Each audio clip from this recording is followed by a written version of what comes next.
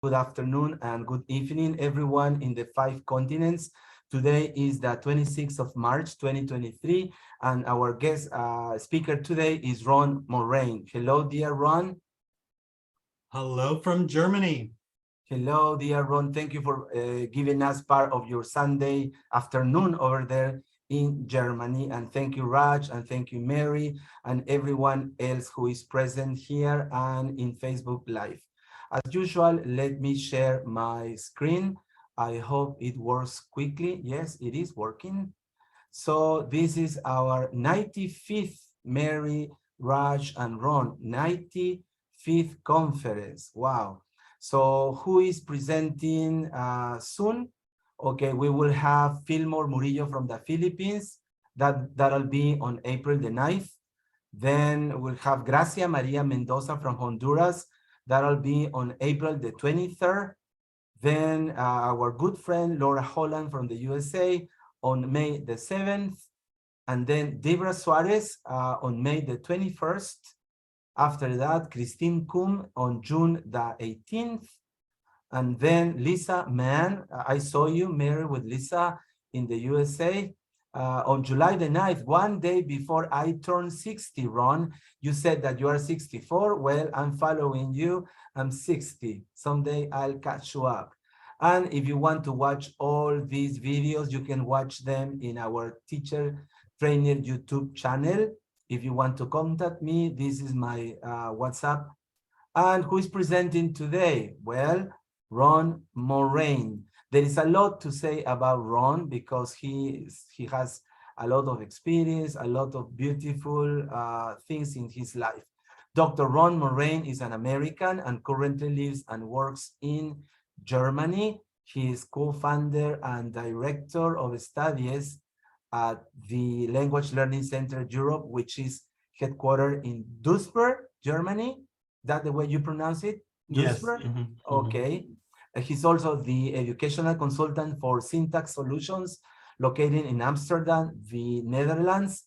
And he has been working as an educational consultant and business English trainer for over 25 years internationally. What else? He is the innovator of the graphic facilitation concept of ready-made mind maps, which promotes learning, teaching methodologies. Language coaching sessions for L2 and L1 learners are also facilitated by Ron. He has been promoted the concept of mind mapping with TBL and PBL at conferences, universities, teacher workshops, and webinars internationally since 1922. Wow, these are some of the places where he has had personal development projects. You can see all the places. Have a look, Mary, Marlon, Raj, Maruf, On, Marlon, Dilcia, Teresita, Georgie, Ana, Noha, Luis Bermudez in Ecuador, Hannah, Juan Vargas, and everyone else. And also, these are some of the positions he has had. Okay, have a look. Okay, but the most important, let me tell you, Ron Morrain, you are a great human being because I can see all the material that you share with us, all the things that you give us. So thank you for that. And the screen is all yours, dear Ron, and welcome. Well, I just want to start by saying thank you very much. Thank you very much. Hello, motherfucker. You fuck you, fat. Fuck you, fuck you, fuck you. Fuck your mother, asshole. Big, very big. Oops, asshole. Well, sorry for that again. Poop. You poop, fuck you. Well, you got to throw that person out. You eat poop. You eat poop. Jaime, would you like to make me co-host so I can throw? Can you do that, Mary, please? Help me with that, Mary. Wait, dear Mary, give me a minute. Give me a minute, Mary Scholl. Okay, where are you, Mary? I can't find you, Mary. If you search, just write Mary at the top. Yeah, I found you. I found you. Okay, give me a hand, dear Mary. Okay, Now we are in safe hand, dear Well, Ron. I think so. In Mary's hands, I think we're going to be safe. Okay, well, Okay. I want to start by saying thank you, Jaime, very much for inviting me. I feel very much part of this group, and I felt part of this group on the first day that I came. Yes. And I really love what you're doing. I think that is absolutely wonderful to have started this group, and I feel honored to come and talk today about transversal skills and promoting transversal skills in the EFL classroom. So I'm just going to get started by, first of all, sharing my screen. And let me get that going here. And I think we have that there, okay? And can everybody see that? Yeah, we can. Okay, well, we're going to be talking about transversal skills today and supporting transversal skills in the English as a foreign language classroom. And there's a lot of things we want to talk about. And I would first like to start by saying that I am a volunteer and the educational consultant for the CLIL Foundation, which is located in Budapest, Hungary. And what I'm going to talk about today is something that I had put together for the CLIL Foundation. And you'll see a woman there at the bottom of the picture, Judith, who actually invited me 2 years ago to work together with her. And I just found that what she was doing was so great. The CLIL Foundation stands for the Global Institute for Lifelong Empowerment, and is a foundation based in Hungary. And their mission is to support young people's pursuit of successful and meaningful life by developing their competencies through research, advocacy, and training. And I will be going to Budapest as well this year to do some more training with some of the young people that you see here today, most of them being university students. And the CLIL Foundation is located in 10 countries worldwide so far, but it is growing. And they receive patronage support from the Hungarian National Commission from UNESCO. So I feel very proud to be working with them.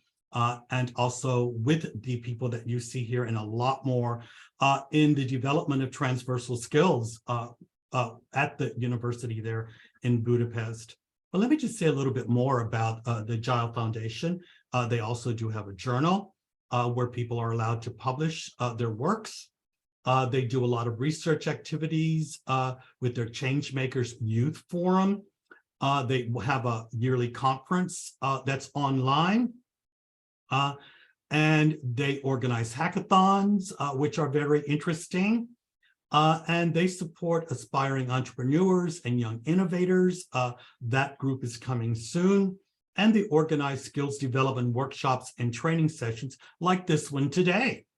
And also they do some summer programs and they offer mentoring programs as well. So what we're going to be talking about today is what I've already been doing for well over 2 years with the CLIL Foundation, but well over 15 years at the university level and in the corporate training as well too. Well, let's get to an overview of what transversal skills are.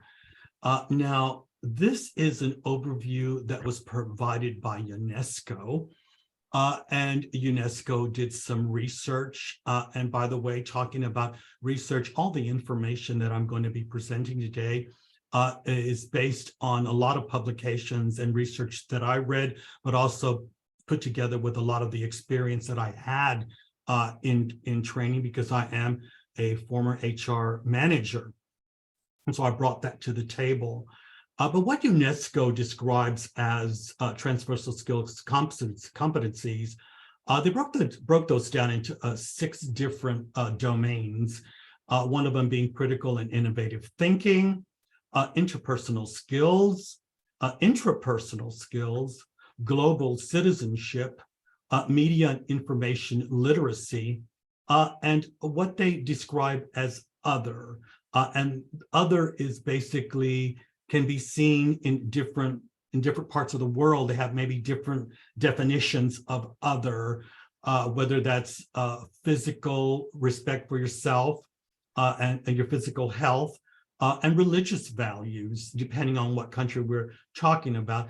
And we'll talk about that too, because some people might put that into intercultural aspects of in transversal skills.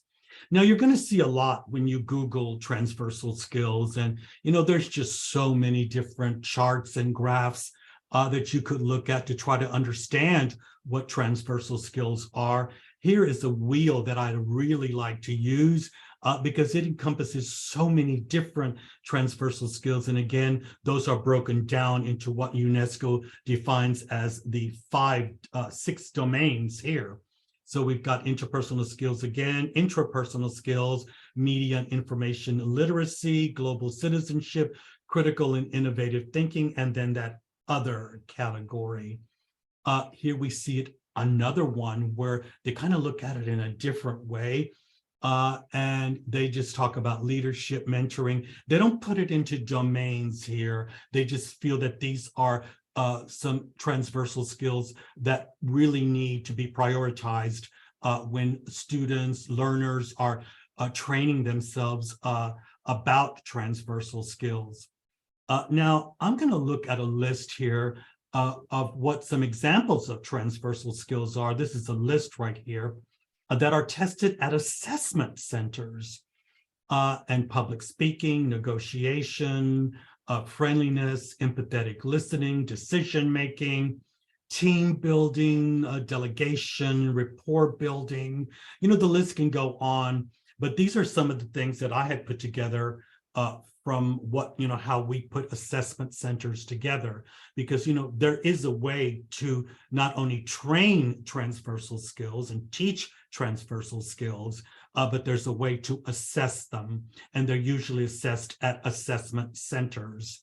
And you'll see that I put very big and bold print financial savviness, because that is another aspect of transversal skills. Now, when we look at transversal skills, we also have to look at it. Now, this is sort of a universal overview of what transversal skills are. But, transversal skills are, really about job competencies and the skills that are associated with job competencies. Here we see 6 different domains, which is something different than the UNESCO definition of transversal skills. And these are put together by human resource managers, recruiters, companies who are developing strategic management approaches to recruitment. And so you'll see that the first domain, innovation and creativity, and within that domain, there's flexibility and adaptability, verbal communication, written communication, and digital literacy, technical aptitude, critical thinking and problem solving, quantitative reasoning, this is very important, teamwork and collaboration, global fluency, professionalism and work ethics, and project management, leadership, and initiative. Now, of all of these things right here, I think that one of the most important parts of this right here, which a person really needs to have and develop when they're developing their competencies, is their ICT skills, what some people might call MIL skills, but ICT skills are information and communication technology. And this is an important aspect because when I put together transversal skills training at the university that I work at, but also for corporations, I've been doing a transversal skills assessment for over 25 years now for one foundation here in Germany. And so we feel that this is one of the most important things and is one of the filters that we use to allow people to actually come to our assessment centers. They have to prove their ICT skills, and we have tasks that we give them. And if they can do those tasks in a very tight time frame, complete those tasks in a tight time frame, then they, can be put on the waiting list to come and take part in our assessment centers, because that's part of the recruitment process at the company and the foundation that I work at. Well, we also need to know how companies develop their employees. This is very important because that's part of transversal skills. Now, if we look at, companies put this into 3 domains. They put it into entrepreneurship skills, they put it into technical skills, and they put it into management skills. And these are some of the things that they're going to test. And they usually test these things either through micro-learning courses, or they train transversal skills through micro-learning courses that they offer within the company. They use these assessment centers and online training to onboard their new employees. They also do this in face-to-face workshops, but online. These are part of their mentorship programs for advancement within a company. And they also create personalized programs for managers and executives. And they do job shadowing with a coach or a mentor, which I am one of the mentors. And then we do cross-training in several different departments within the company. There's many different reasons for doing cross-training. But transversal skills development is happening within the company, and we need to know that that not only something that's learned externally in schools and organizations, companies, universities, but this is how companies do it. And the other thing that we have to ask ourselves is, how do these concepts and frameworks that I'm showing you and approaches influence the way we teach? And that's important to know that. And one of the, I asked a question on, but here I'm going to ask another question is, how do these concepts, what do we as teachers know about the following things here? And I talked about what companies do and what UNESCO defines as transversal skills. But what are companies doing to train their employees, and what are they looking for in employees? Well, showed you that graph of the skills and companies that the competencies that companies are looking for. And I showed you something about how companies develop their employees. And what do we know as teachers on how companies work internally? This is very important because, we as teachers are preparing the leaders of tomorrow, the workers of tomorrow, the managers and executives of tomorrow. And we need to know how companies operate.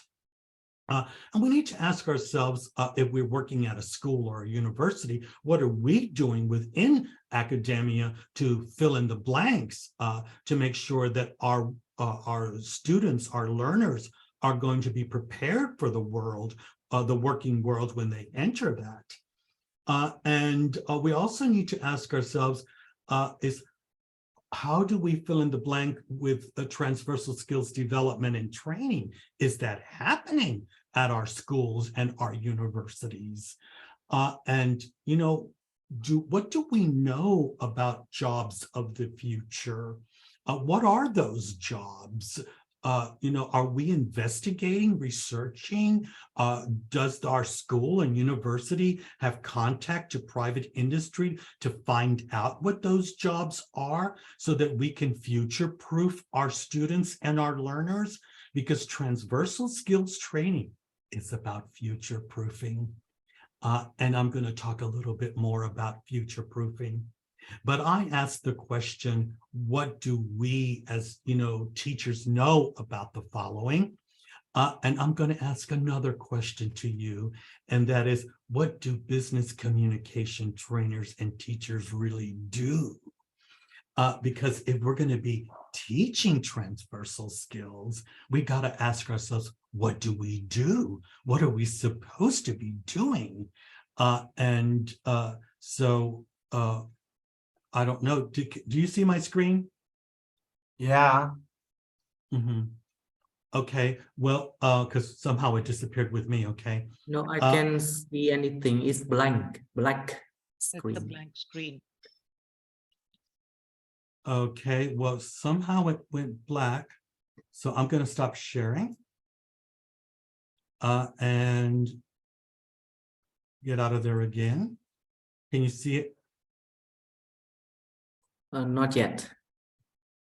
That's weird. That's never happened to me before. Okay.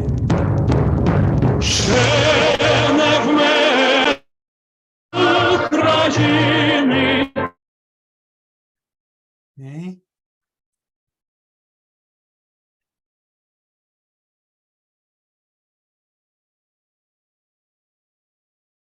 Screen 2. Okay, now we can see it. Yes. Okay. Well, okay.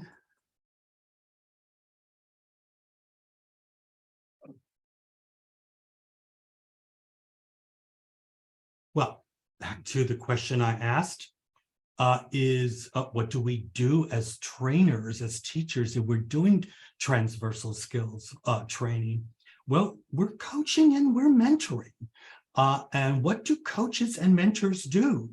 Well, usually they want to help we want to help our learners to reach their potential, and in order to do that, we're going to have to challenge them, and we've got to support them when we're doing transversal skills development with them. We've got to help them to make goals for themselves, and we've got to help them to reach those goals that they set for themselves. And part of what we do as teachers, coaches, and mentors when we're doing transversal skills development is we're training as well. And teaching is not the same thing as training. They are going to need skills that they don't have in order to feel successful in transversal skills development. So, you know, the teacher, the instructor, the coach, and the mentor also has to be a trainer. And another thing that we have to do, and I think we all know that as teachers, is that we've got to keep our learners motivated. And that also means that, you know, they're going to have downtimes. And sometimes we just got to take them, you know, aside and, you know, have a one-to-one conference with them. And that's called conferencing, to make sure that we get them, you know, motivated again. And really listen to them, because a lot of times the things that we think are demotivating them might not be us. It just might be something in their private life that they just need to talk about and need some support in. So, you know, there's a lot of reasons why people sometimes get demotivated, but it's our job as a coach and a mentor, a teacher and a trainer to, you know, keep them motivated. And I think sometimes that's the hardest part of working with young learners and university students, and, you know, a lot of times with corporate learners as well, too, is keeping them motivated. Now, one of the misconceptions that, you know, you hear a lot is that, you know, coaches don't give advice. Well, that's not true.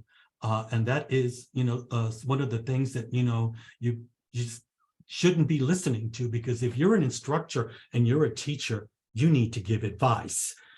When you do, you know, formative feedback, that you need to listen to people, listen to what they say, listen to their problems, and give them advice to help them improve and create an improvement plan for them, so that they can, you know, move forward. And, you know, I think in the end, we want our learners to feel successful. So this is another thing that we do, success and that feeling of success. And are we having it? Are our learners having it? That's what we do. And we need to think about that when we're doing transversal skills development.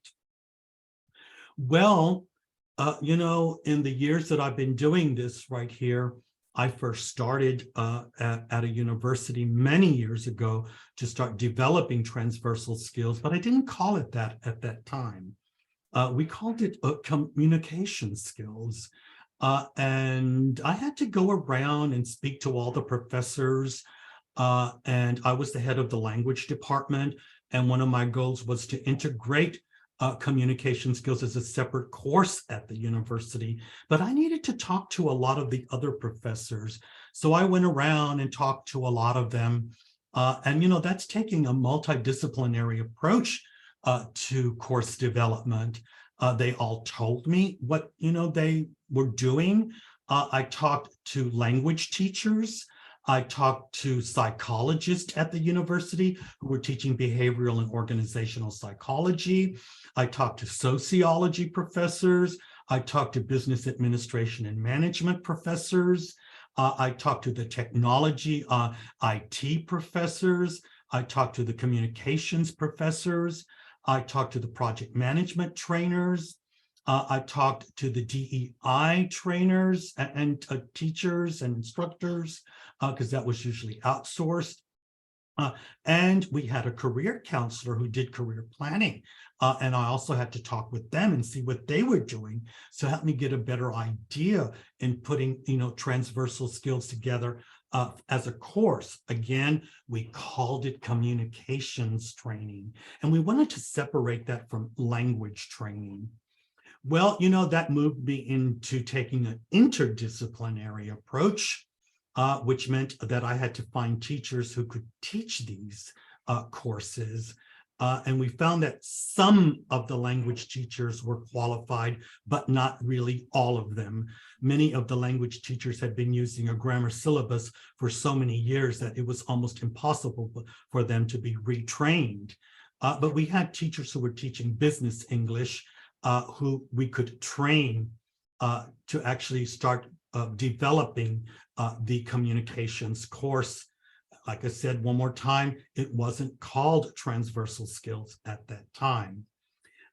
And we needed to make sure that the teachers understood that we were taking an interdisciplinary approach, and we had to do course design, which meant that we were going to be using English as a medium of instruction, because many of the people who I was working with were not native speakers. They were German mostly. We did have Austrians, South Africans, English people, but they were dealing with Germans. And some of them spoke English as a native language, but the majority of our instructors were non-native speakers. So did have to test their language skills because they were going to be using English lingua franca, not only English as a medium of instruction, but English lingua franca, and they had to understand what that really meant. It's not our job to make someone a British, speak British English or American English. Students make that decision for themselves, and they had to understand that we were doing these classes, English as a medium of instruction, also with the inclusion of English lingua franca and what that meant. We had to educate them on that and train them on that. And what we did was we had them also speak to the SMEs, which is a subject matter experts. We had the professors come in and give little trainings to us about what their classes were about to help us to put these transversal skills courses together. And of course, that was my job to teach all the trainers and the teachers on the instructional methods and strategies that they were going to have to learn to actually teach the courses, which could be TBL, PBL, and a few other things that I'm going to mention a little bit later on. Well, that led to the development of the actual courses themselves, which led us, realize that we were actually taking a transdisciplinary approach, which meant that we were able to go further than just interdisciplinary and, go beyond the boundaries that we were, accustomed to. And that, because it was transversal skills development training, that we were going to have to connect all of that, but also create new knowledge as we were researching what that really was about. We had experts come in to give us consulting as well. I wasn't an educational consultant at that time, but I soon realized that that was probably something that I would develop into later. And we knew that what we wanted to do was transversal skills development. And we knew that how we had to do it was to take an assessment center approach to the training. And why? Because we wanted to future-proof our students and help them to make better choices in their career. And this is how this all got started. Well, in me talking about the methodologies that we were going to have to use, this was actually, we weren't really working with it at that time the way you see it now. This model that you're looking at was developed by a university in South Africa, and they do have a wonderful site that you can go to learn about what backward design really is about. And they actually have extended that, and they call that the Delta process. And this is the model that we used to create the transversal skills training that I started with, like I said, almost 20 years ago. And there's more things that you need to know about really putting transversal skills training together. And that is that if you're going to be doing it, you have to integrate that into the core curriculum, or it won't work.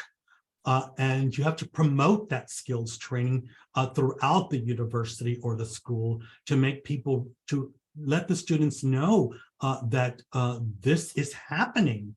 It also makes teachers very curious, and they want to take part in it. And I'm surprised actually how many teachers came on board and wanted to take part in this right here. But we started with 3 teachers. It was just me and 2 other teachers. We wound up with 22 teachers who wanted to do it with us. And we had to explain to them that they had to learn how to take an interdisciplinary approach, that they had to, use their connections and with local and national subject matter experts in the field of human resource management and development, because these were going to be the people that we needed to help us. We needed contacts with private industry that moved us on, and they had to learn what, taking a transdisciplinary approach meant. They had to learn their methodologies. They had to learn what deliberate practice was. And I have to say that this was happening in the 90s when deliberate practice was really becoming a rage, understanding that of what deliberate practice is. And some other things that they had to learn, again, was backward design. They had to learn how to do micro-learning approaches to the trainings that we were doing. They had to learn to take real-world approach to the assessment center workshops that we were planning. They had to learn how to use case studies. This is an important factor in transversal skills development. And also that they had to learn what the behavioral interviewing approach was, which of course meant that they had to learn what the STAR method is. I will go into detail of these things a little bit later. They also had to know what project management was, because that is also another vital part of transversal skills development. And they had to familiarize themselves with the SHRM, which stands for the Society of Human Resource Management. It is an international organization, and we used their competency skills model for assessment to actually do it. Again, I'm going to give you all of these resources, which will be placed on my social media site. And they also had to be familiar with the European framework of reference for languages, because language is a part of transversal skills development. And we had to tell them that don't get stressed out or nervous, because you don't have to reinvent the wheel when it comes to assessment. There are already proven models of assessment for competency-based skills training, and we're going to use those, and they just had to familiarize themselves with that. Another thing that teachers need to do to really develop themselves if they want to become a transversal skills trainer is that they have to know what general English is about. What is that? what's really covered in general English classes and language classes, and what's business English, and what's English for special purposes, and what is English as a medium of instruction, and what is EMC, which is English as a medium for communication. And they needed to know what international business communications were as well.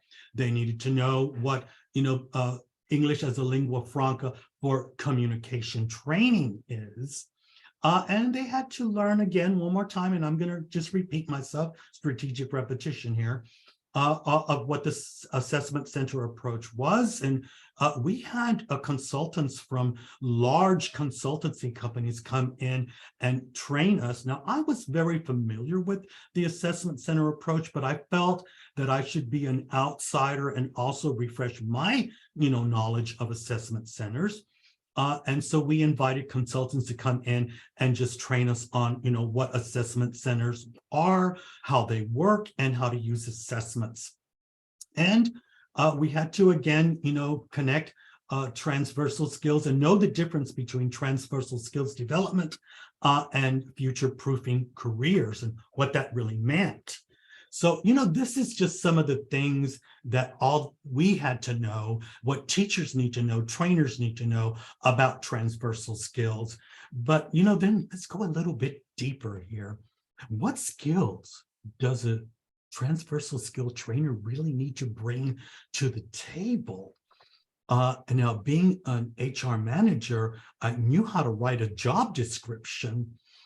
But it was through, consulting with a consultancy, and also with the connections that I had with HR managers from private industry, that we sort of developed a profile of what that, transversal skills trainer really had to bring to the table. And there's a lot of skills that they have to bring to the table. They must have an academic background. The least we would accept would be a bachelor's degree at that time, but I can say now that we don't accept that anymore. They do have to have a master's degree in education or any other university degree that they have an expertise in, because, we want to take an interdisciplinary approach. Not everybody needs to be an educator, but, we want engineers, psychologists, sociologists. We want, a different array of people, but they do have to bring some career counseling experience to the table. They have to know what coaching is. They have to have experience in adult education. And I got to be careful here because I've always used this term, but the term has come now to have a political meaning. They do have to have a globalist attitude. And I mean, in that sense, that they know how things work internationally across borders. And they should have, we prefer that they have some HR experience, but that's not necessary. But they do have to be a networker because they're going to be dealing with a lot of external stakeholders, and they have to know how to network with people. They should be familiar with the SHRM model for competency assessment. Again, coaching skills, human resource development. They need to be trained on working with personality inventories and testing. Two of the most important ones are the Myers-Briggs test or the Watson-Glaser critical thinking test. Again, you will have access to all of these resources. They should have intercultural awareness. They should know how business works. They should know how the assessment center approach works. Again, they should be familiar with the European Framework for Languages. And let's look at their language skills. They should know how English as lingua franca works, and they need to have excellent communication skills, and they need to have language skills at a level of minimum C1, but we do seek C2 speakers as well, and that's according to the European Framework for Languages. If they do not have some qualification, then we ask them to probably do a language training, an intensive training, so that they can brush up on their language skills. And they do need to know what English as a medium of instruction is. That's a profile of a person, what they need to bring to the table if they want to start doing transversal skills development training. And one more thing, they need to know their TPAC. And this is a very important framework. And we check that to see how their TPAC is. And with some interview questions, we can check that. And, you know, their technology skills, because they will need that. And what content do they bring to this transversal skills training? Because, you know, it's not just one person who's doing this. We work as a team to do this. Everybody brings different content to the table. And we complement each other. But we also need to check our pedagogical skills, and we can ask questions about that. But, you know, seasoned teachers and trainers, they might not know the name of the methodologies a lot of times, but they can explain really what that is. And that's important. Well, you know, after years of doing this, I started to realize that this was a different kind of learner. And what did we get to know about the learners who were interested in transversal skills development? Well, the one thing that we realized about them is that they were good language learners. They were very quick. And we go back to a study that was done in 1975 by Rubin and Stern about, you know, what really a good language learner is. And we got to see that a lot of the things that we found on this list right here were actually the things and the skills that we were recognizing and observing in the students who were taking part in our transversal skills development classes or courses and workshops.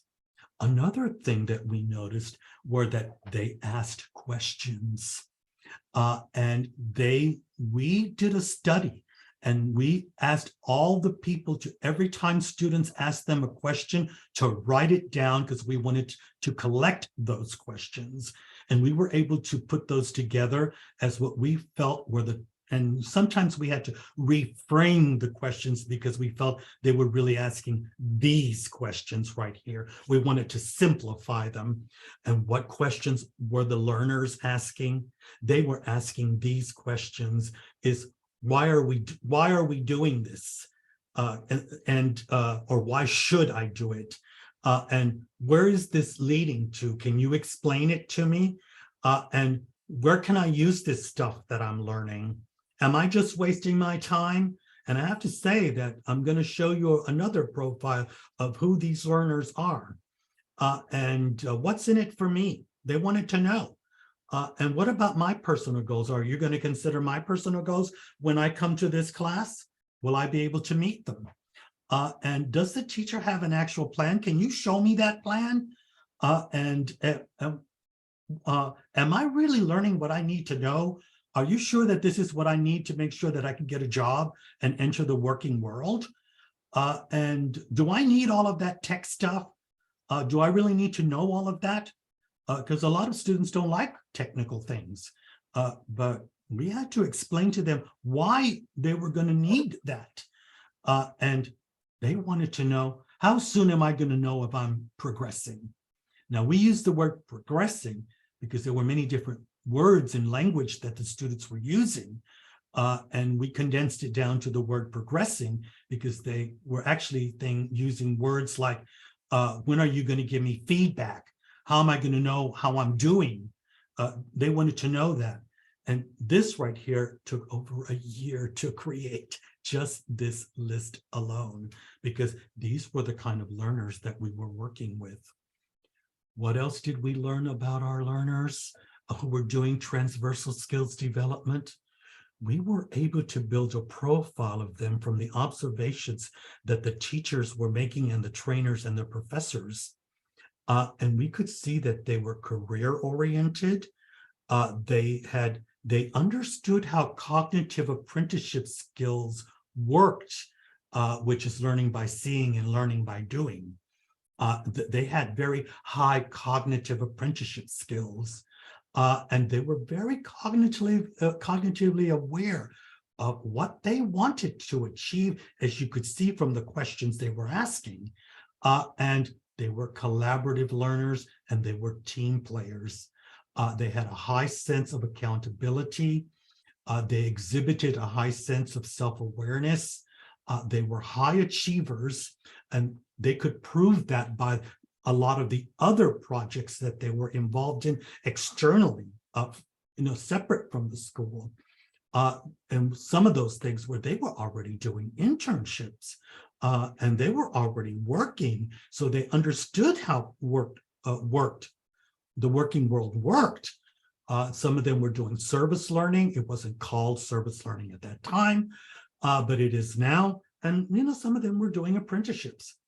They had already started their lifelong learning journey. They didn't know that that's what it was called, but they had started that already. They were networkers that had a very positive attitude and behavior towards other people. They were self-directed learners. They were self-promoters, self-reflected, and they had a high sense of competitiveness. They liked it. They liked to be challenged. And I got to be careful with the last point here, because that's a sociological perspective of social capital. We usually tend to think that when somebody has high social capital, that they usually come from a privileged background. They're wealthy, their parents are wealthy, and they've been exposed to a lot of different things. And that is one definition of high social capital. But here, we could see that because of all the other things that they were doing, we could say that they had developed by themselves a high sense of social capital, not because they came from privileged backgrounds, but because they took the initiative to develop their social capital. If you don't know what social capital is, I suggest that you Google that to see what that is, because that's important to know that about our learners. Well, what moves us on to another question, and that's, what does the assessment center approach have to do with transversal skills development? And another question that you have to add to that is, how do companies assess employees and future employees' skills and competencies? Well, we said that already. We were able to answer that question. And why are they doing that? Because of recruiting purposes and future-proofing their employees, but also it was our job to future-proof our students. So we had to use the assessment center approach. Well, I went to ChatGPT just to check myself one more time. And I used artificial intelligence, and I asked it this simple question: how do assessment centers test for transversal skills? It spat that answer out to me in less than 30 seconds. It wasn't even 30 seconds. It had to be 15 seconds. And they were able to break it down for me, but I already knew that. I just wanted to reconfirm what I knew by asking artificial intelligence. And transversal skills are tested at assessment centers through group exercises, role-playing, case studies, presentations, and interviews. Now, that is what ChatGPT told me, and this is what I had already had. So they told me something in a different way. But, at assessment centers, they get in what's called intro tasks, which are simulations of real-life situations. And they have to learn how to prioritize those tasks. And that's prioritizing is a transversal skill. Decision-making, responding to emails and memos that's going to be happening with them. They have to learn to work with time management, and they have to learn how to organize information. Well, I said so much already, and that's like information overload. So I'm just going to throw couple of more things at you before we take a break and do what this group is famous for, and that's knowledge co-construction and commenting. Okay, so, well, we all know as teachers that when we say we're teaching our students communication skills, well, that's true. Okay, we should be doing that. And that is defined as a transferable skill, not a transversal skill. And we teach our students about cultural effectiveness and global intercultural awareness. Jaime was asking me questions about my, background. Well, I can tell you that my mother's German and my father is Spanish. That's the reason that I speak Spanish and German. But, I was born in the United States and English is my mother language. And so if anybody ever asked me, and I have to say that my boss at the university asked me if I would do an intercultural training. I said, why are you picking me? I already have enough work. He says, you're a walking, living, breathing example of intercultural awareness. He goes, Yes, and we want you to do the course and plan it for us. And so I thought, well, I never thought about that. But I guess, that's true. I never saw myself. And, I know that I have multiple identities, but I never really talked about it that much. And in putting together a course of intercultural competence, I was able to really, brush up on my skills. We say we're doing critical thinking, but through my observations, I can say that teachers who said they were doing critical thinking really weren't. And creativity, well, there was a lot of creativity going around, and teachers were showing me what they were doing, but that always didn't fit into my definition of creativity. Teachers said they were doing collaborative and work and teamwork in the classroom, but I didn't see any problem solving going on. And that was important. What are they collaborating about? What are they talking about in those groups? Are they solving problems? Are they doing critical thinking? Or is that just a bunch of needless chit chat? Well, I was working at a business college. And so what were those case studies and all that problem? Were those related to business? Because that's important for transversal skills. So yes, they were teaching these, but they were teaching these separately and maybe not in the direction. You can see these are arrows pointing in the direction of transversal skills. So they were teaching these, but as transferable skills and not transversal skills. Now that I've said that, when does a transferable skill become a transversal skill?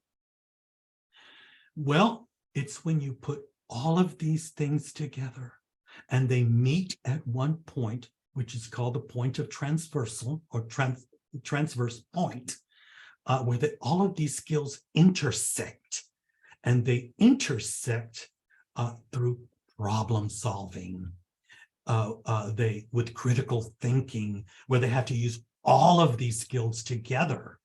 And they have to prove that they have these skills, that they've developed these skills, and that they know how to use these skills for problem solving and all the other situations that we're going to put them in at an assessment center.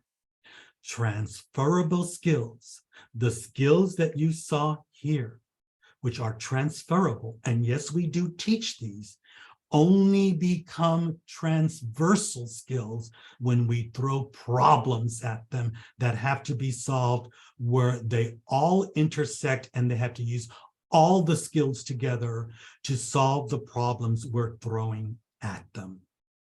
So this is where we take a break. And this is where I turn this over to you, Jaime, so that before I move on with the second part of this talk. Thank you so much, dear Rom. I'm really surprised and amazed about all the information that you have been sharing with us. So I invite anyone in the audience who wants to make a comment or a question to our guest speaker today, Raj, Mary, Marco Antonio in Mexico, anyone, please, who has a question or a comment? I have a question. Yeah, please go on. Sorry, the person sitting across from me was like, yeah.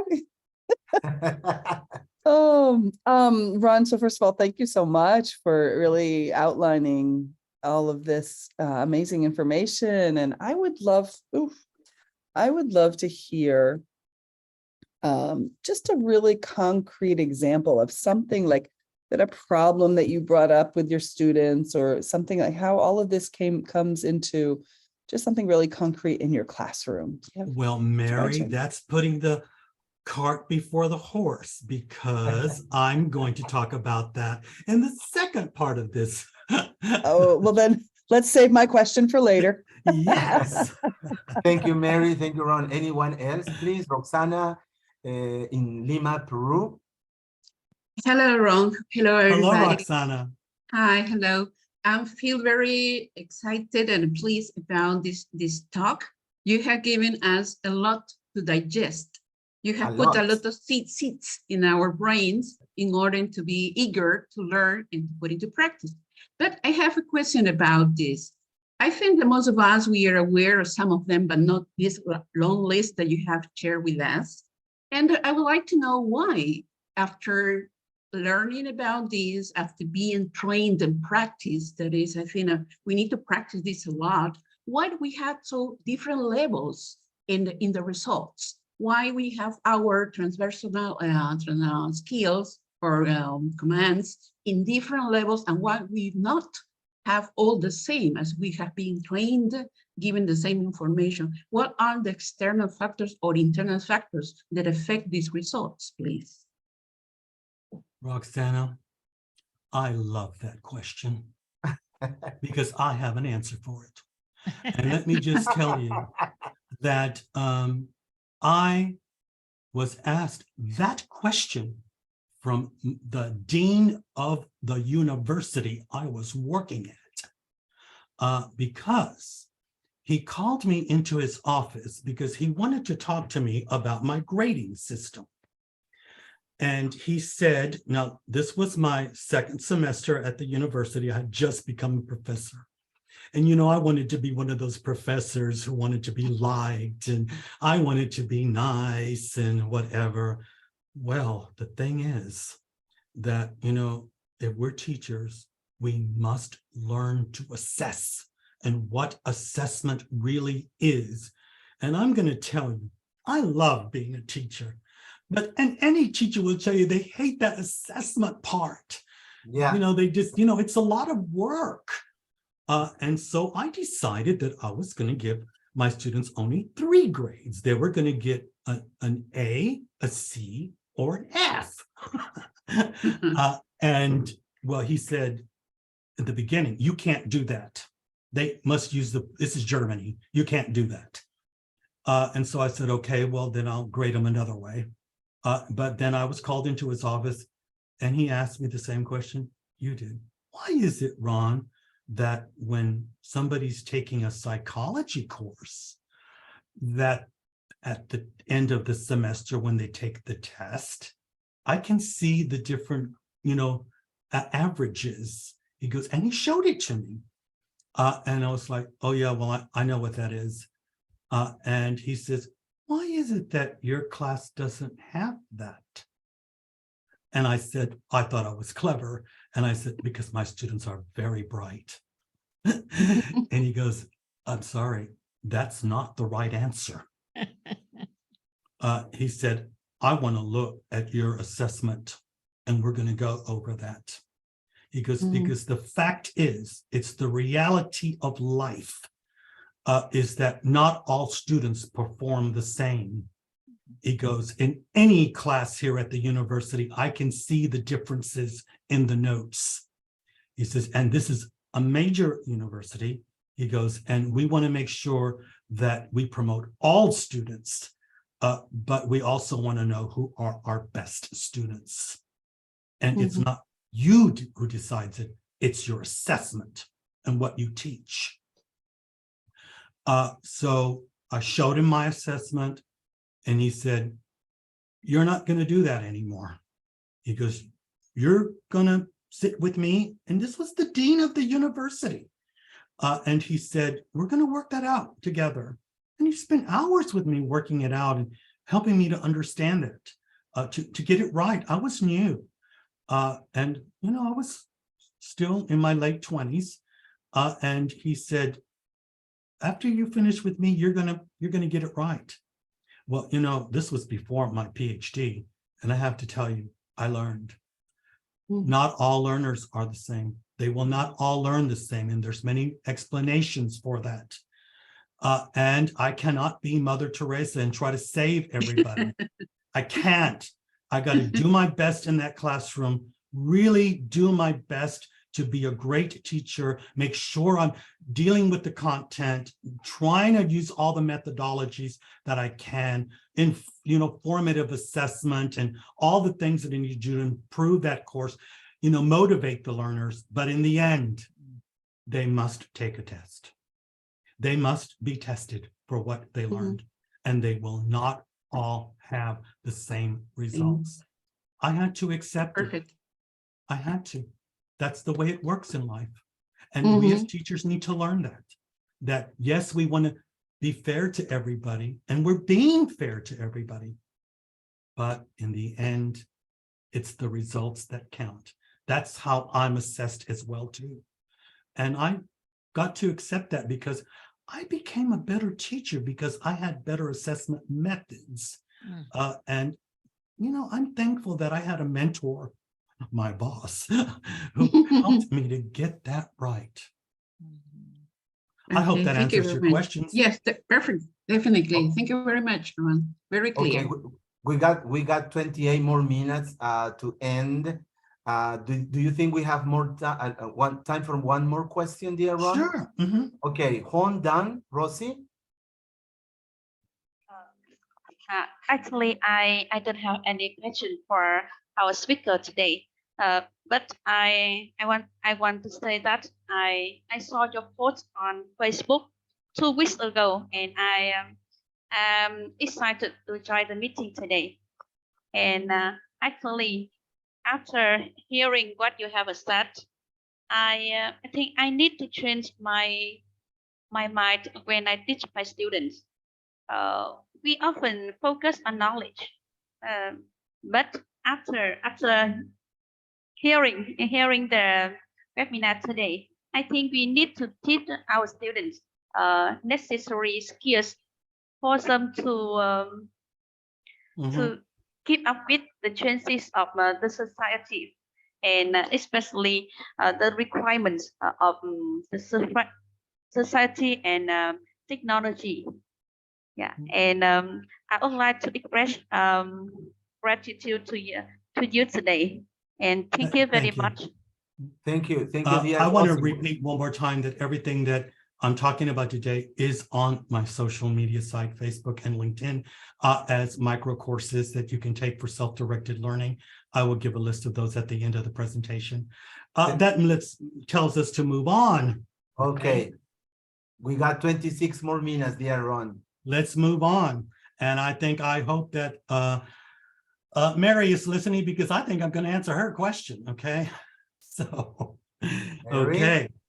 Well, that was our little think time and our answer time right there. Let's now move to, how do we start a transversal skill process? Okay, how do we start that? Well, you know, my answer to that is soft but challenging. And by using graphic organizers to steer the task-based learning and the problem-based learning and the project-based learning that's going to be taking place, and the task-based language assessment that's going to be taking place during the formative assessment rounds that will be happening. But eventually, you know, we start slow, but eventually we start the learning cycles start to get faster with tighter time frames, because we've got to gear them and steer them towards the assessment center approach that's going to be taking place also 4 times a year. They've got to get that feedback as well. Well, is transversal skills development for everybody?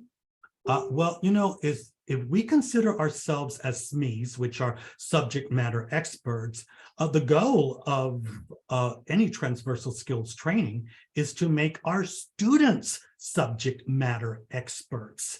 And what really do subject matter experts do? What is their behavior? Well, we see a list here is that they provide technical knowledge in a specific area. They develop and maintain training materials, procedures, best practices. That's what we want from our students. They act as a consultant to other team members. And if you think back at what I said about the behavior of the students, you will see that after research and observation, we were able to determine and come up with a profile of these people. So they gladly act as consultants. We don't have to teach them that. It's for them instinctive.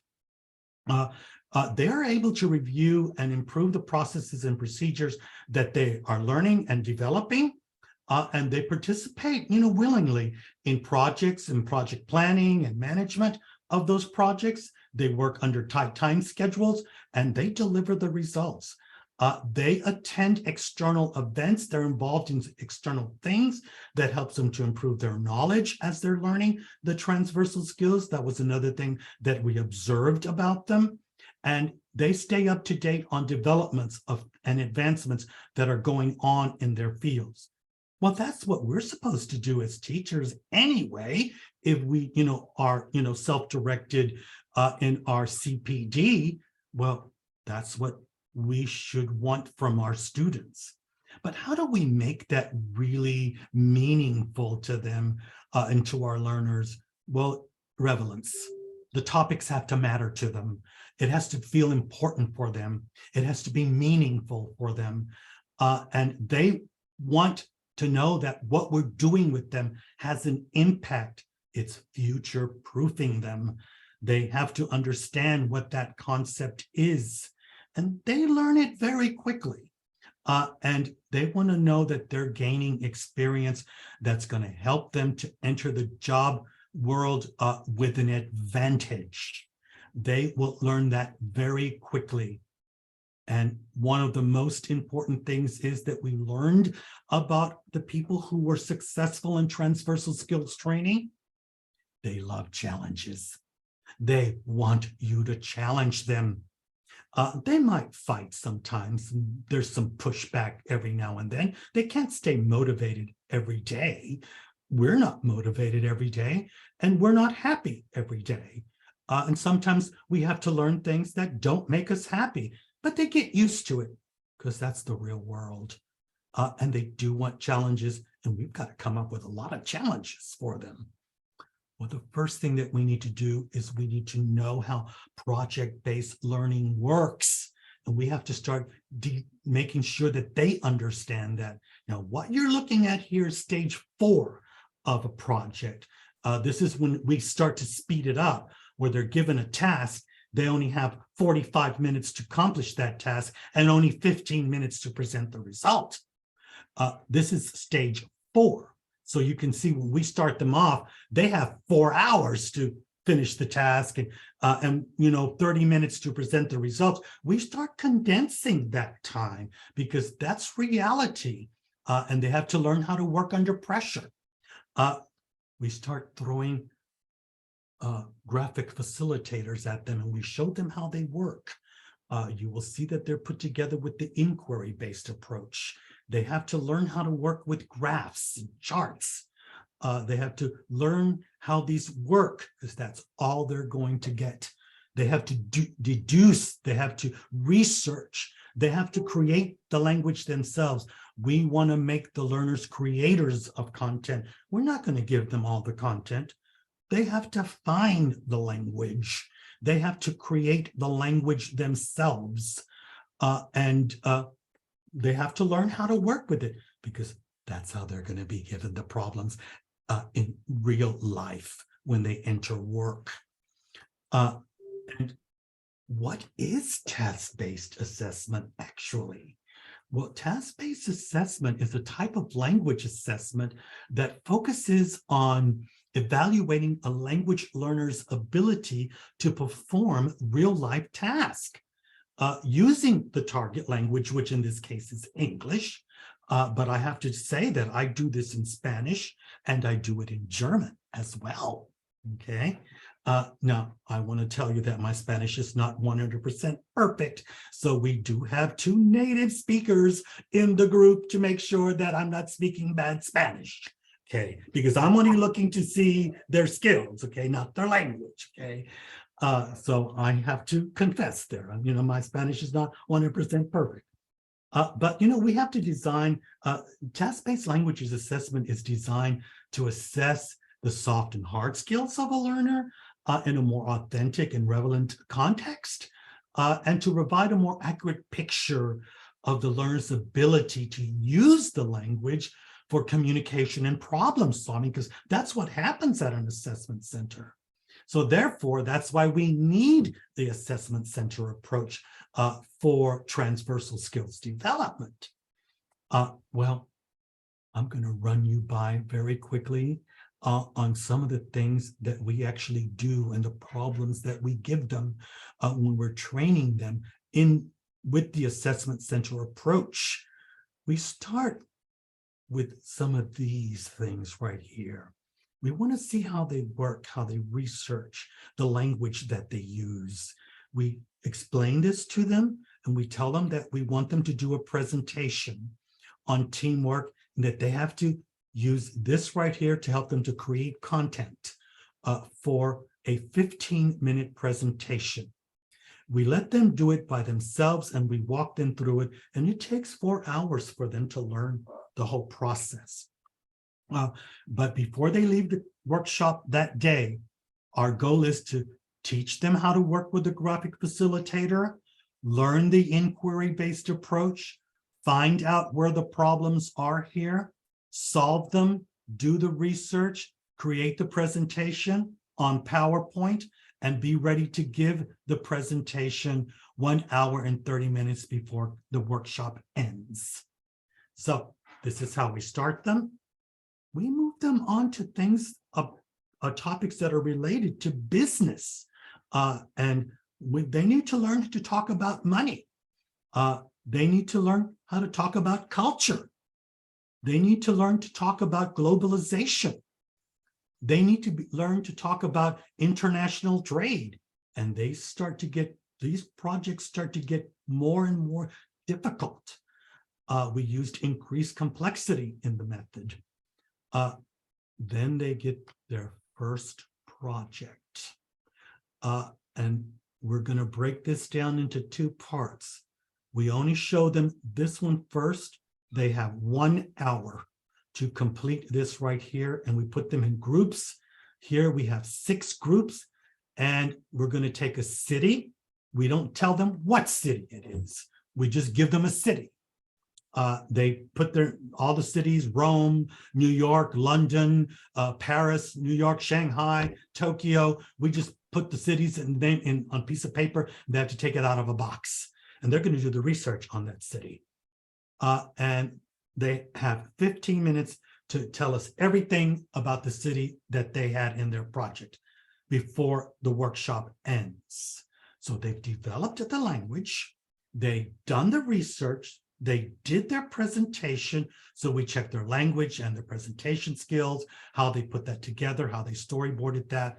We're not really checking so much for correctness of facts right now, because that's not what we really want from them. We're going to give them a problem.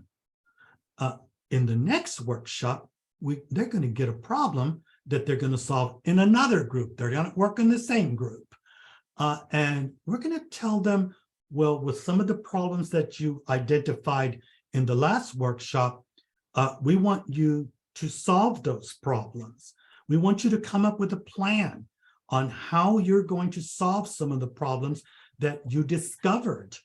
And then they have to be creative now.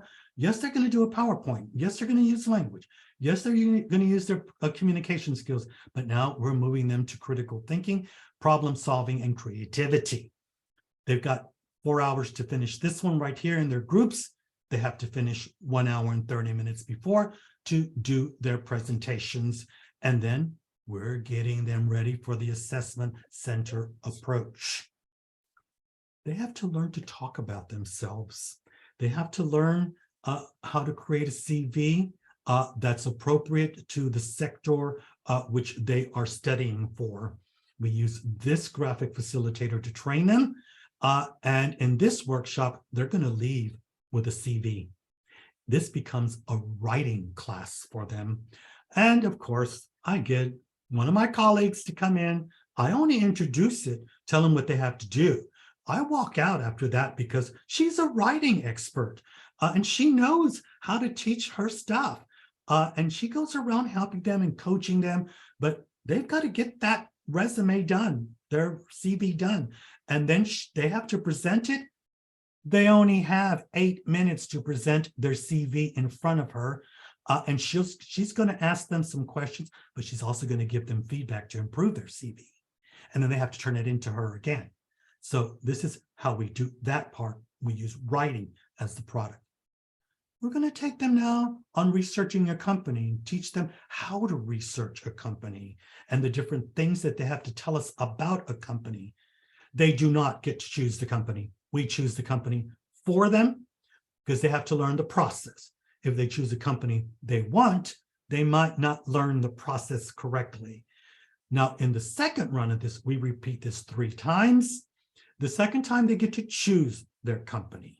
And the third time, we throw a problem at them, which is going to be maybe corporate involvement, corporate responsibility, and they're going to have to investigate that. But they know how to do that by that time, because this is something that's going to be tested in an assessment center. We take organizational approaches to what we're doing with them, and they need to learn about job satisfaction. They need to research that, and they need to talk about, because this is going to be something that they're going to be faced with when they enter the world of work. They'll need to talk about phenomena on the workplace, and some of those things are like burnout. What really is burnout, and how does that work? And and they're going to do a project on that. Again, make the students the creators of content. Don't give it to them. Don't find the reading things for them. Let them go to the internet and find it. There's enough information. And so what if they ask ChatGPT? So what? That's even better, okay? Because that's just going to speed up their time, but that's not going to change the fact that they have to turn in written work. And in these workshops, the work has to be done by hand. They can't turn in a Word document. We don't accept that. Okay, so it has to be turned in, and we give them the worksheets that they have to work on that they can't put in the printer and just print out something that they copied and pasted from ChatGPT. We've learned that already. So we do take organizational approaches and deal with organizational phenomena. We also deal with DEI, which is diversity, equity, and inclusion. They have to know what that is because they're going to be faced with that. And we're going to give them some case studies, Mary, on the problems. And this is how we start to introduce the case study method to them, because they have to know that. But the only way to learn it is to give them a problem. So we give them Harvard University case studies. Mostly from Harvard. We do use the Institute for Management Development as well, but those are for the more advanced courses. Because what I'm talking about here is B1, B2, with the hopes that we can get them to C1, but we also have a C1, C2 level course as well too. So that also determines what case studies they will get and the problems that they're going to be dealing with. They need to know what psychological contracts are. If they don't know what that is and they enter the world of work, they're in trouble. They need to know this, when we're training them, and we use case studies to teach them this, but they have to first research, and we give them a graphic facilitator. This is one of them, to find out what psychological contracts are. And they need to know the difference between the traditional psychological contract, which is, of course, pre-pandemic. What was that? They need to do binary thinking and contrast and comparison and tell us what is the new psychological contract and why has that changed and how did the pandemic affect a psychological contract? We have an organizational psychologist who comes in and teaches it in German. but I'm an organizational psychologist myself. And so I go ahead and do the case study with them, walk them through the case study, answer any questions they might have about the problems that they're going to be dealing with, because they've already been explained in their mother language. If their mother language is French, well, my French is not that great, but we have a French-speaking person in our team, and they're going to explain it to them in French because they have to understand it in their mother language. And if it's Spanish, then I try my best. I try my best. Okay, but I can explain it to them in German and in English. We also deal with organizational savvy, and that's one that throws them on the loop. What is that? Well, it's one of those things you don't really see, but you do see it. And what is that? And that is about networking, how a person promotes themselves, how they understand how the organization works, who are the decision makers, how do they promote themselves, how do they network with their colleagues. And they need to study this because we're going to give them a problem and a case study where they're going to have to deal with this right here too, about some people who are really getting ahead in the company because they have great connections and they're great, self-promoters, but they're not really qualified for the job. And some people have been overlooked, and how are they going to deal with that problem? So we use Harvard case studies for that, but we teach them this first. Well, another thing we have to teach them is behavioral interviewing, and that has to happen very slowly. And we use graphic facilitators for that as well too. And we have to start them. They don't know that this is happening unless they've talked to somebody else that's taken these courses and workshops. But most of them, students do talk to each other. They need to know what that is, and we start them slowly with behavioral interviewing. They have to understand how that works. So we just ask them a series of questions in little bubbles, and they get time to prepare for that. But everything you see here is, and by the way, all these graphs that you see, I created myself. And we use these in the training. They have to know the answers to every single one of these questions before they finish this training, because behavioral interviewing is very important. They have to talk about a project, and we show them how to talk about a project and every single thing that's involved in project management, because that's another skill they have to learn. We use the STAR method to teach them, and they have to give us their answers with the STAR approach. They have to understand what the STAR approach is. It has 5 parts. It deals with a situation, a task, the action that they took, the result of that action, and how they reflected, or what was their takeaway from that situation. So we're going to ask them a lot of different, behavioral questions. And I'm going to show you an example of what some of those are. But we do use the STAR method to teach behavioral questioning and interviewing. And they need to know the difference and recognize the difference between a behavioral question and a situational question in interviewing. So they learn that in the training as well too. Now, behavioral questions take different perspectives. Something could be, well, how have they handled the challenge? How do they work under pressure? Have they ever made a mistake? What about working in a team, setting goals? And this is a lot about storytelling. That's why they have to learn the STAR approach, because that helps them to come up with a story with a method, a method and a pattern. And what about their communication skills? Well, let's look at some examples of behavioral questions, like, are you somebody who works in a team, or do you like solo working? Can you give me an example when you worked on a team?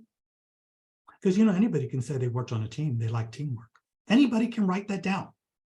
But I want a very detailed example of when they worked in a team. They're going to have to come up with an answer. And behavioral interviewing using the STAR approach is one of the best ways to teach them how to answer that question. Well, another one could be, how have you handled a difficult situation? Can you give me an example about that? Anybody who says they've never been in a difficult situation, well, where have they been their whole life? Because I can tell you, I deal with a difficult situation every day. Maybe, the coffee machine broke or, something like that. But we're talking about work-related situations.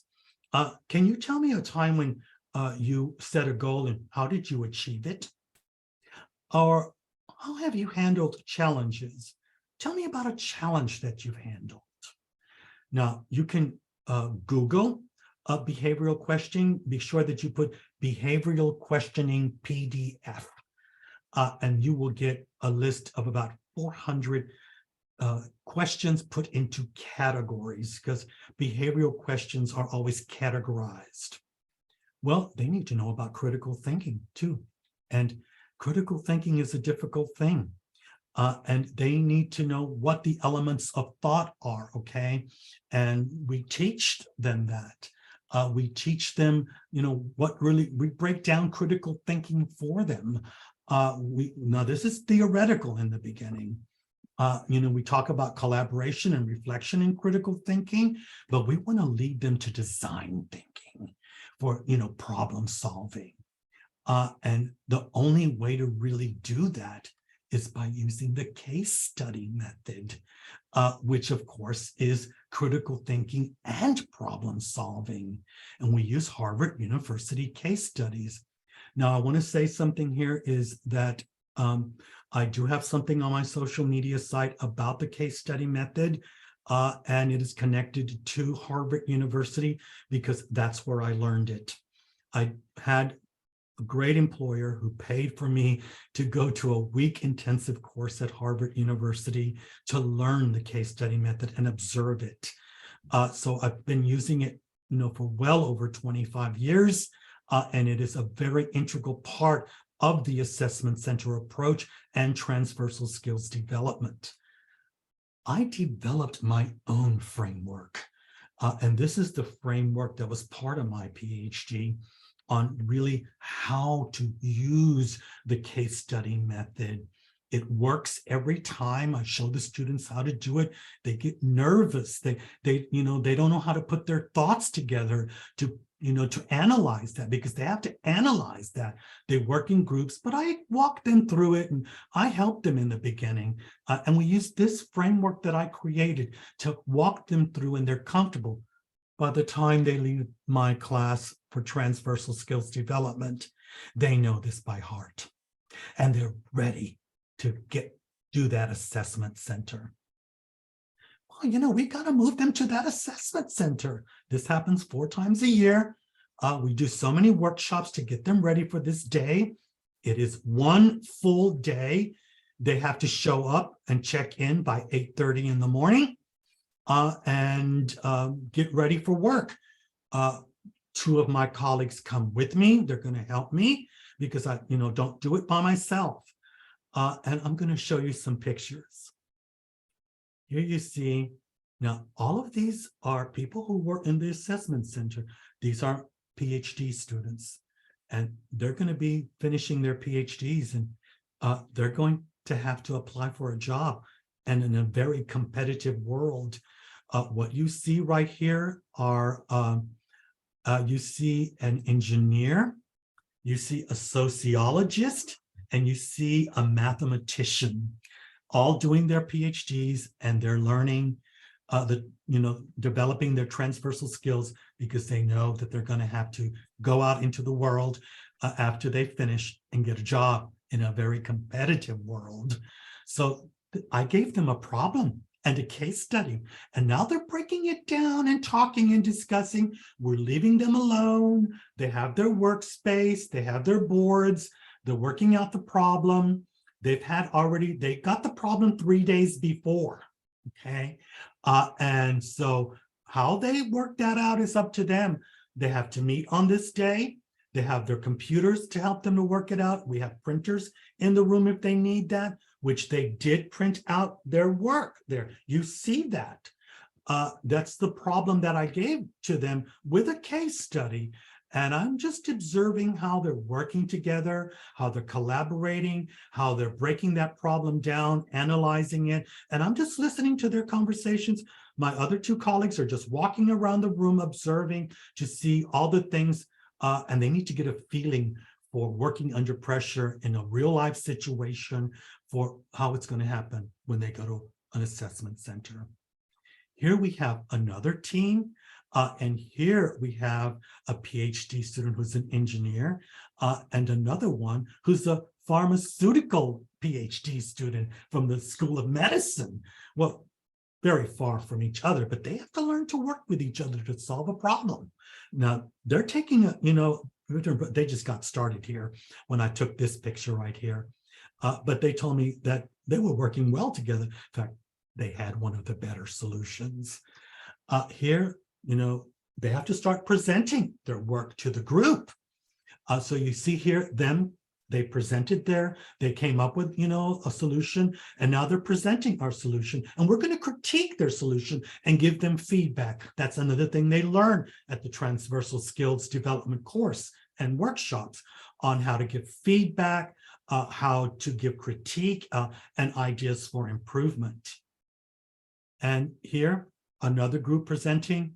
You see one physicist, one mathematician, and a teacher who's doing this from the School of Education. And they're presenting their solution to the problem. We do have to show them the model that we're going to be using to do the assessment.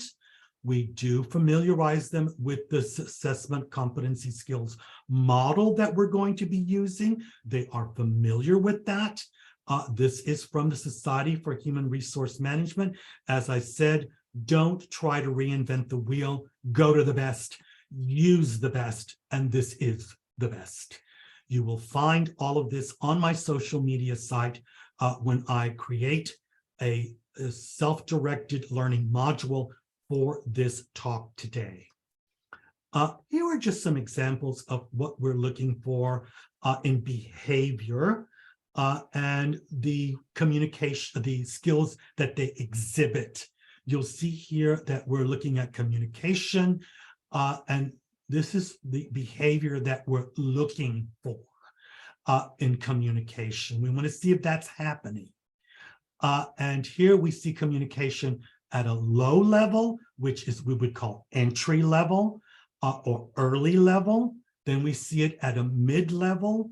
The group that you were looking at is senior level. Okay, they are C1, C2 speakers, and we should be able to see that. They had already come to 2 assessment days before, and they were ready for senior level and executive level feedback. So we needed to see that behavior, and they have to learn how to exhibit that behavior.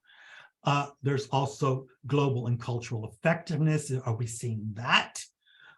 And critical evaluation in the dialogues that they're having with each other and how they give feedback. We want to see how they do that. What language are they using?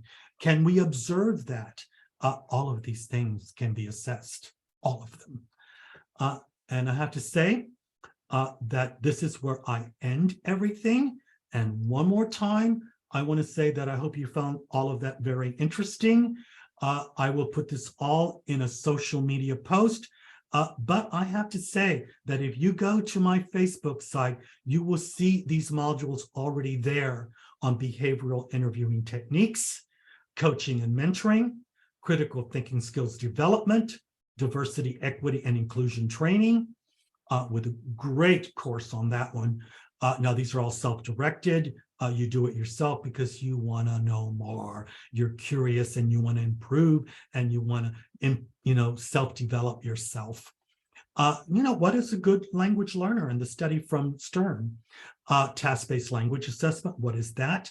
The case study approach, where you find my framework, and connections to Harvard University, where they freely teach you there on how the case study method works.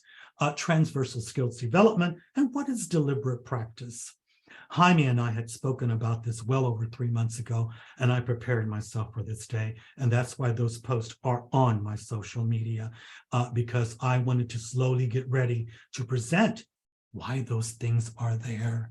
And if you want to become a transversal skills trainer or teacher, this is your pathway there.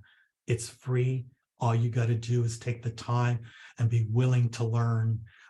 That's why so many teachers all over the world follow me on social media. I reach about 250,000 teachers a month on social media. And Jaime asked me in the beginning, what is one of the things I really like doing? I'm 64 years old, and it's time for me to share all my knowledge with my colleagues because I can't take it with me. And I want to make sure that the young people of today who are entering the world of education know what really is going on out there and what all the things that they have to learn to really improve themselves. Because the more they improve themselves, the better they are as instructors, teachers, and trainers, and the better off their students are. Thank you very much for coming today, and I can now turn this back over to you. Thank you so much, dear Ron. I'm sorry, I'm really nervous. I'm speechless. In spite of being speechless, dear Ron, I must confess and admit that I feel that I know nothing, and I'm sure, as Roxana said before.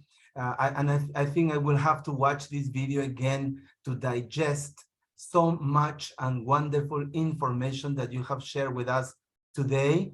And let me tell you, Ron, it won't be good not only for young generations, but also for our generations, people who are eager to learn, who want to learn. And I agree with you. Let's share everything we have lived, everything we have experienced, good and bad, good things and bad. I have learned so much from you, not only as a professional, but also as a human being, dear Ron, because you do it for fun, because you love it, because of passion. And I have felt it today that you are such a great professional. I don't remember listening to a conference, it's a conference now, or a webinar with so illustrating and important and complete information. Thank you so much, dear Ron. Well, thank you, Jaime, for inviting me. I just want to say, I had a 62-year-old professor who came to my office, and she said she needed to talk with me. And she's a very well-respected person. I know her.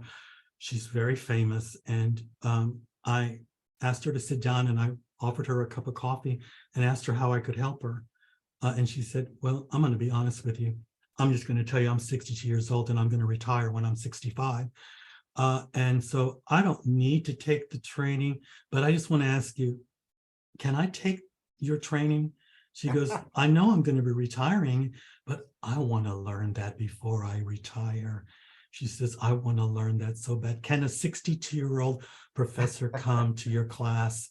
And I said, I would be so honored if you did, if you came to my class. And she said, well, sign me up. I'm coming. Do you know that she stayed in that class for 1.5 years and I had to throw her out because she just didn't want to leave. But she had passed every test and with high scores. And I told her, are you going to use this? She goes, of course I am. I'm already using it. She goes, in my classes. She goes, I wanted to learn this before I left and retired. So that was one of the high points of doing this. I have to say, one of the biggest compliments I ever got from a colleague was her coming to my class. You see, that's exactly what I told you, dear Ron. It's not only for younger generations, but it's for all generations. It's for all passionate educators. Passionate. Yeah, you know, it's a high point to reach in our self-development. And I have to say, I've been teaching for more than 35 years. But what step do I go to next? What do I do next? I need to keep developing and learning. And I just started adding it all up and putting it together. And when I realized what I had created, well, I became the director of studies at major universities, and it opened up so many doors for me, and I became the head of the Department of Development for a major university. And, you know, at a pretty young age, I think, well, you know, I don't know, maybe 47 is not so young, but, but you know, learning about transversal skills development is a new path for many teachers. It's exciting. It is. It is. Yeah. So Ron, before your final words today, not. Well, do we have any questions? Yes, that's what we are going to do. Some people are going to express their. Well, I need to ask a question to Mary, because Yeah. Mary, did I answer your question? Mary, are you Sure. over there? I'm here. I'm here in Seattle, and yes, absolutely. No, thanks for giving some concrete examples. Okay, Lucero, Dean, Yes, sir. you want to talk, say something, express your gratitude? Yes. I'm wondering why I'm not able to turn on my camera, and I don't know why. I don't know either. You can turn it on now.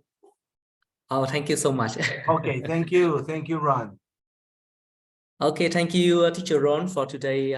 Your presentation is really well, but I think I have a true question for you. First of all, my question is, Each participant is allowed 3 questions. 3 questions. Yes, Only okay. one. 3 questions, only one. Only, I'm No, sorry. no, come on, Yes. I'm just joking. 3 questions, yeah. Yes. So my first question is, I think there are a lot of information you gave us for today presentation. So should I require you to give us a slide to review it by ourselves? That is the first question. I don't give my PowerPoint presentations out. Most of the people take screenshots. That's why you see a lot of my graphic facilitators on Google. I took this also, but it's not really completely. But they are copyrighted. I do have rights to those. Okay, they cannot be shared on the internet, even though some people have. And I have to say that you need to follow me on social media for the micro learning courses that are self-directed courses on that. I am known for self-directed learning, and I believe in self-directed learning, self-regulated learning for teacher CPD, and everything that I talked about today is on my social media site on Facebook already. Yeah, it is. You got to go through the thread and you'll find it. Okay. Do you have any other question, dear? Yes. Yeah, So please for second one, and I think the most important thing that is the practice make perfect. I mean, whatever we teach for our students, we should create and help them to improve themselves by practicing. So do you have any environment for helping your students to improve themselves? Well, first of all, I would say that I don't believe in the saying practice makes perfect. I don't believe it. But I do believe that practice makes progress, incremental progress. I do agree with you. Yes. And that's just, I know that's semantics, but I don't think we should be telling students that practice makes perfect, because then they're going to think there is a perfect, and that will frustrate them. But if they see that they're just progressing, that they're getting better, that is a strategy we need to use with them. And that always comes through formative feedback. Yeah, So, agree with you, dear Ron. And the last question, dear Lucero. So for the last question, I would like to ask is this any other webinar like this, like a schedule for this, or just only one time for this one? In 2 Sundays, we will have the next webinar. Now that we are Facebook contacts, Lucero, you can find all the information about the coming webinars in my Facebook account. Roxy, where are you from, Lucero? I'm from Vietnam. Some of my friends right here can recognize me, I guess. Okay. Because yes, Okay, yes, thank you so much. And I am from Vietnam. Thank you, thank you. Roxy in Lima, Peru, briefly, please, and then Luis Bermudez in Ecuador. Yes, thank you very much, Jaime, for having today Ron Morrain as our guest speaker. It has been a privilege to have this high quality academic presentation. Yes. Really, I appreciate that very much. And I have my takeaway. You have given us in some kind of way some kind of homework. I'm going to investigate about what is social capital because I wanted to know about it. I'm going to get to behavioral questions in PDF because they are very interesting and going to be very useful for my profession. And I think that I'm totally by what you said, that we have to teach in a meaningful, relevant way to give impact to our learners. It's very important what you have shared to us because we need to know that there is a human behind every learner. And it's important they need to know the progress. They need to know how much they are learning and what for. So thank you very much, Ron, for all this. And you know, Roxanne, I want to say that I learned very early that when, you know, students somehow felt they could talk with me. And so they would hang around after class and they would tell me things. And I started to see them as humans, you know, as living, breathing beings, you know, instead of students, you know. Exactly. And they would just drop by my office because I have an open door policy. They would, you know, sometimes bring me coffee because they wanted to talk with me. And it was through those conversations that I started to learn so much about them. They became my teachers. If we just listen to our students, they are going to teach us so much because they tell us a lot of things indirectly. We've got to listen carefully. And I have to say that some of my students have been the greatest teachers for me. I owe a lot of what I know to my students. Okay, that's very useful, really. Okay, Thank and you. Luis Bermudez in Ecuador, please. Hello, Ron. Hello. A great class, very insightful and very enlightening. I have a question that I wanted to ask before, and I don't know if I can ask now. Is there anything like a coaching structure? I mean, something like essential, special considerations that you make when you decide to do your coaching practice? Well, you know, I'm a psychologist, okay? Yes, I'm a trained language teacher. I studied to be a teacher at university. I studied education, but I went on to get my master's in business administration and worked for an international company in London, where I learned, you know, my HR management skills through working in the HR department. I later went on to do a PhD in organizational psychology. So I don't really need to have a coaching license because of that. But I did my second PhD in educational psychology, which I was able to really look into that.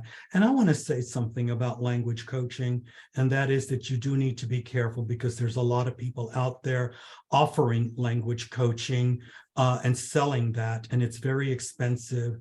But if we look at what we really do, I'm sure if I sat down with Jaime, Raj, or Mary, or Roxana, Marco, or somebody, and just explain some things today, they probably are doing language coaching in their classroom. You just gotta kind of be aware of it, of what that is. And that's why I always include a model that I created. It's called the Morrain Language Coaching Framework. And you should use that. And if you learn how to use that, especially in transversal skills development, you will, fine tune your language coaching skills. But that's not something you learn overnight. And there is a post on my social media site about what that is. And there's also one on LinkedIn about language coaching. But you can decide to go two ways. One, pay somebody and they'll give you a certificate, which is not worth the paper it's printed on. Or you can just take the time to really step by step and in increments learn what language coaching is through more of a learning by doing, but you need a model. And, you know, you don't have to use my model, but I think it's good. Okay, thank you. And to finish, I would like to ask dear Raj in Canada Thank you. and Mary in Costa Rica to say a few words about what we have learned and what we take away from this wonderful and very illustrating presentation today. Raj? Well, thank you, Ron. That was very informative. What I want to say is that the word educator and learner comes to mind. And I think the roles can be reversed. I can learn from the learner as much as the teacher. I'm no longer the teacher. We're both educators and learners at the same time. And I just say that role evolves as we work together. Well, you know, Raj, that's called reverse mentoring. Yes, and yes. there is a concept of reverse mentoring. Yes, yes. And when I realized what my students were doing with me, I was like, hey, wait a minute, are they disrespecting me? And you know, it was an attitude that I had. I was like, they're not. They're actually doing me a big favor. And I better open up to that concept of reverse mentoring. And one more thing, if I might, you know, in the interest of time, which is you mentioned communication skills and you mentioned empathetic skills, you know, and that whole thing about not just knowing how to communicate English language, but to have empathy and understanding for the values and the information the person is bringing to the table. Oh, yes. Thank you. Oh, yes. Amazing. Okay, thank you. And Mary Scholl, are you there? I'm here. Thank you. Okay. Thank you so much, Ron, for a very delicious smorgasbord. Wow. It's what it is. It's a It's smorgasbord. what it is. It is. It's true. And it is. And it's, you know, I think what I'm taking away and what I heard you say, you know, is that many of us are probably already doing some of these things, but we might not have labeled them. Mhm. And Yep. by labeling them and seeing that what we're doing, we can do them more intentionally. But we have something to And- Google. And we have many things to Google. And also, it's just great that you also said, you know, your work is out there already on social media and in your courses. And yeah, I And just they're think free, that's Mary. wonderful. And they're free. And we're all growing up. I've decided I'm not going to use the word growing older anymore. I'm just going to say I'm growing up. I don't know if that works for you, but as we're growing up, just finding those ways. Well, of I'll be really 65 in May, and I have to say, it no longer scares me. yeah. But there's a beauty that comes with your experience, Ron, and it comes with you sharing that experience. Yes. So I just want to say, I think just really that's that grateful. one thing that I said. I'm glad I found the group because I realized that it's part of what I do already, but definitely sharing it more and more with more and more people, and telling them that all you got to do is just take the initiative. There's so many wonderful things to learn and to develop ourselves. There's always a pathway forward. There's always hope for us. And there's just so much to learn as a teacher, because if you're a teacher, you have to be a learner. Yeah, well, nothing lasts forever, dear Ron. So unfortunately, we have to say goodbye. And I want to thank you and everyone who was present here. We were like 50-something people today. And in the Facebook Live, many people who were listening and watching you. Once again, thank you so much, dear Ron, for giving us part of your Sunday afternoon over there in Germany. And it's time for you to say goodbye to everyone here in the audience. Ron, back to you. Ron, did he go? I guess he did. Well, just for people who Well, are thank you, Jaime.